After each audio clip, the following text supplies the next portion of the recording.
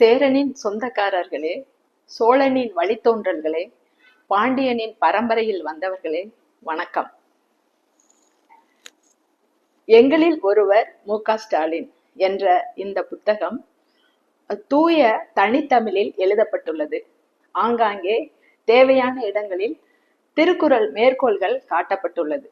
அது மட்டுமல்ல, இந்த நூலுக்கு ஆய்வுரையும் அணிந்துரையும் மதிப்புரையும் வழங்கிய பெரும் மதிப்பிற்கும் மரியாதைக்கும் உரிய வரலாற்று ஆய்வாளர் ஐயா திவான் அவர்கள் இந்த புத்தகம் அனைவர் கைகளிலும் இருக்கட்டும் என்கிறார். இந்த புத்தகத்தின் சிறப்புகள் குறித்து இப்போது பார்ப்போம். அது ஒரு தேர்தல் பிரச்சாரம். ராமநாதபுரத்துல திராவிட முன்னேற்ற கழகத்தினுடைய தேர்தல் பிரச்சாரம்.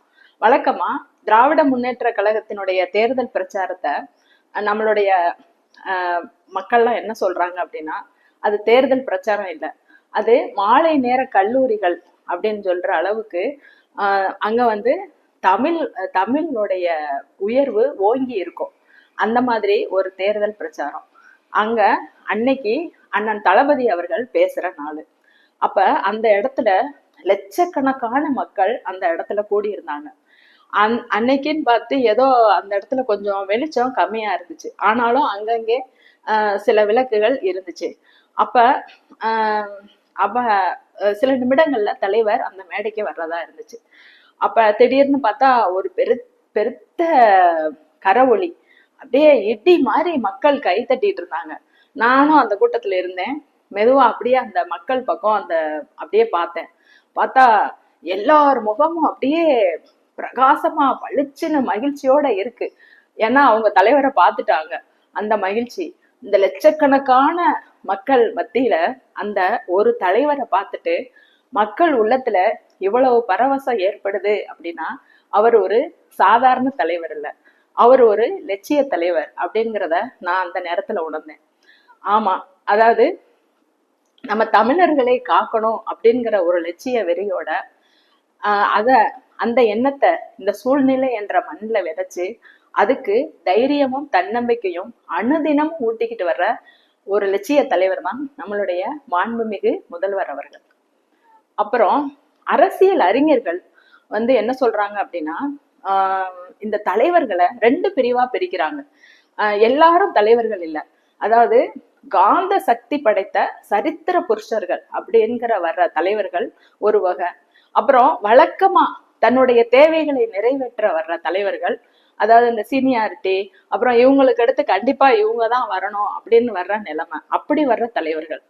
இந்த காந்த சக்தி படைத்த தலைவர்கள் யாரு அப்படின்னு சொல்லி பார்த்தோம்னா, அவர்களுடைய இயல்புகள் என்ன அப்படின்னு சொல்லி பார்த்தோம்னா, அதாவது மக்கள், தொண்டர்கள், பெண்கள் எல்லாரும் அப்படியே அந்த தலைவருடைய அன்பு பிடியில அப்படியே சிக்கிடுவாங்க.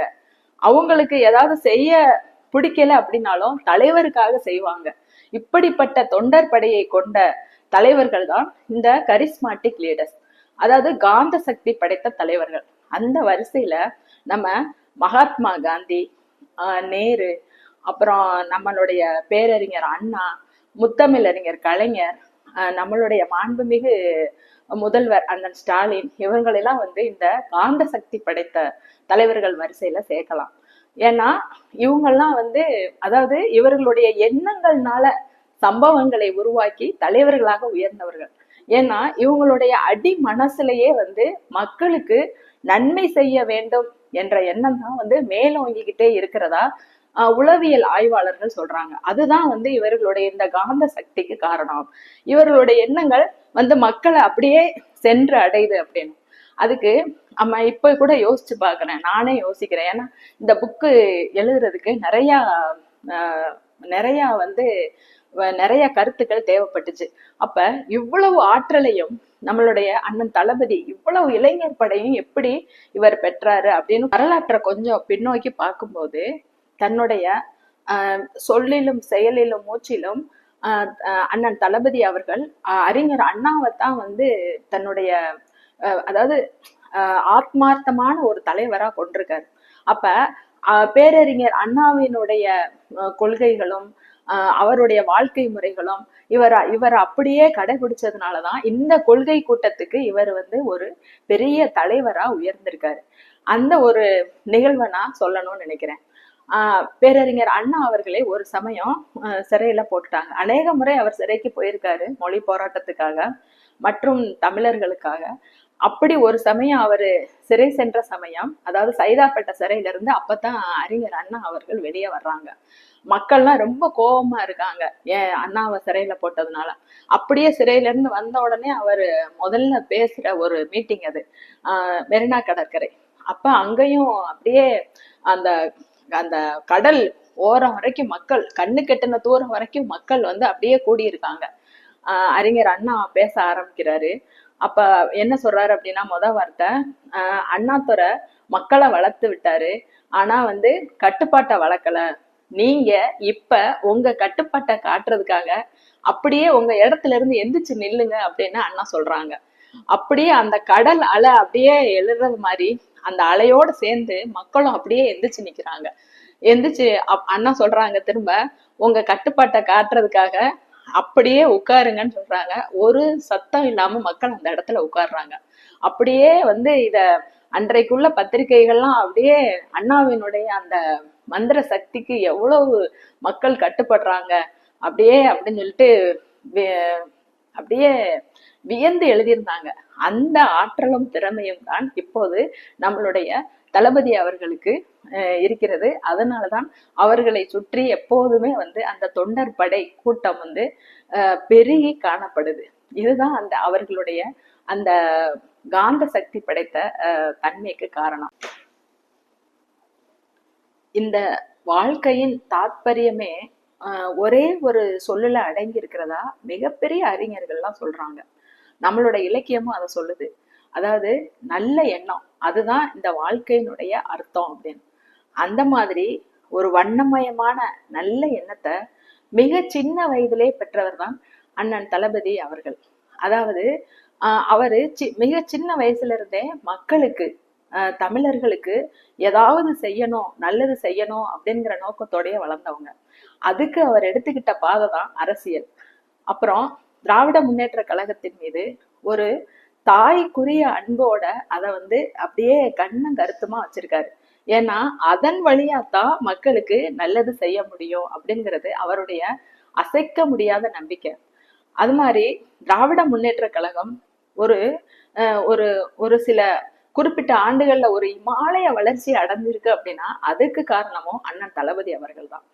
ஏன்னா அவரோட அன்பு வந்து மக்கள் மேல அப்படியே பொங்கி பரவுது. அவர் எப்பவுமே வந்து தமிழர், தமிழ்நாடு இந்த மூன்றினுடைய நலத்துலதான் எப்பவுமே கண்ணும் கருத்துமா இருக்காங்க. அதனால அவருடைய அந்த செயல்பாடு எப்பவுமே மக்களை நோக்கித்தான் இருக்கு. இந்த மாதிரி உயர்ந்த சான்றோர்களை வந்து திருவள்ளுவர் என்ன சொல்றாரு அப்படின்னா, அறத்தாறு போன்றவர்கள் அப்படின்னு சொல்றாரு. நம்மளுக்கு ஆறு தெரியும், அது என்ன அறத்தாறு? ஒரு ஆறானது தன்னுடைய தலை ஊற்றிலிருந்து அப்படியே கிளம்பி மேடு பள்ளம் காடு மலை எல்லாத்தையும் கடந்து எல்லா இடத்தையும் நிரப்பும், சென்ற இடம் பூரா செழிப்பை கொடுக்கும், அங்கு வாழ்ற மக்களுக்கு மகிழ்ச்சியை கொடுக்கும். இதுதான் அந்த ஆறோடைய தன்மை.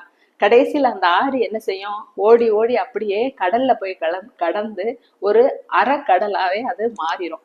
அதே போல இந்த சான்றோர்கள் வந்து இள வயதிலேயே ஒரு சான்றோனாக பிறந்து தன்னுடைய எல்லா செயல்கள்லயுமே அற செயல்கள்லயே ஊறி அவங்களே ஒரு சான்றோனா வந்து மாறிடுறாங்க.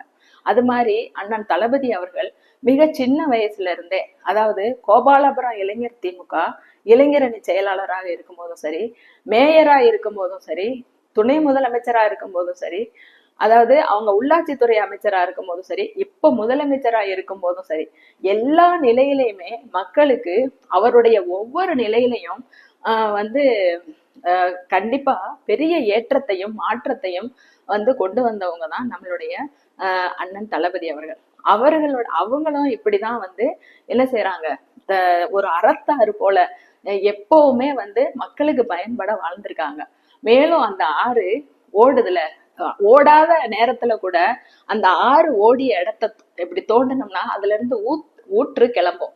அதே மாதிரி இந்த அறத்தாறு போன்ற சான்றோர்கள் எப்பவும் அவங்க பதவியில இருக்கணும் இல்லை அப்படிலாம் இல்லை, எப்பவுமே அவங்கள்ட்ட இருந்து அவர்களுடைய எண்ணங்கள் மக்களை நோக்கி பாயும். இப்படிப்பட்டவர்கள் தான் இந்த அறத்தாறு போன்றவர்கள். இப்படிப்பட்ட சான்றோர்களை நம்மளுடைய இலக்கியத்துல பார்த்திருக்கோம், மூவேந்தர்கள், வள்ளல்கள் அப்படின்னா. இப்ப நம்ம கண்ணுக்கு நேரா நம்மளுடைய மாண்புமிகு முதல்வர் என்ற வடிவத்துல அவரை பார்த்துக்கிட்டு இருக்கோம். அப்புறம் இந்த புக்குக்கு எத்தனையோ தலைப்புகளை நான் வந்து யோசிச்சேன். அதாவது பேராளன், பேரறிவாளன், உதயசூரியன், இளஞ்சூரியன் அப்படின்னு நிறைய யோசிச்சேன். ஆனா எனக்கு என்னோட அதிர்ஷ்டவசமா நிறைய அண்ணன் தளபதி அவர்களுடைய வாழ்க்கைய படிக்கிற சந்தர்ப்பம் கிடைச்சிச்சு. அப்ப எனக்குள்ள தோண்டின ஒரு உணர்வு என்னன்னா, இவருடைய வாழ்க்கையே வந்து மக்களுக்காகத்தானே அப்படின்னு சொல்லிட்டு எனக்கு வேற எந்த தலைப்புமே தோணல. எங்களில் ஒருவர் அப்படின்னு தோணுச்சு. அதுதான் இந்த புக்கினுடைய இந்த தலைப்பினுடைய பெருமை. எங்களில் ஒருவர் மு க ஸ்டாலின், எல்லோர் கரங்களிலும் இருக்கட்டும், நல்லாட்சி தொடரட்டும்.